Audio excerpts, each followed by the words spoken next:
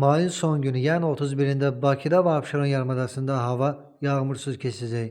Şimal-şərq küləyi axşam şimal-qərb küləyi ilə əvəz olunacaq.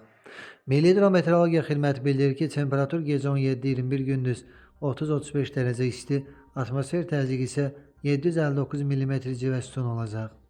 Sabah Naxçıvanda da yay havası isti olacaq. Belə ki, temperatur 29-32 dərəcə isti olacaq. Azərbaycanın əksər rayonlarında da sabah yağıntı ehtimalı yoxdur, lakin gündüz bəzi dağlıq ərazilərdə qısa müddətli yağış və şimşək gözlənilir. Səhər zəif duman olacaq, şərq küləyi bəzi yerlərdə arabir güclənəcək.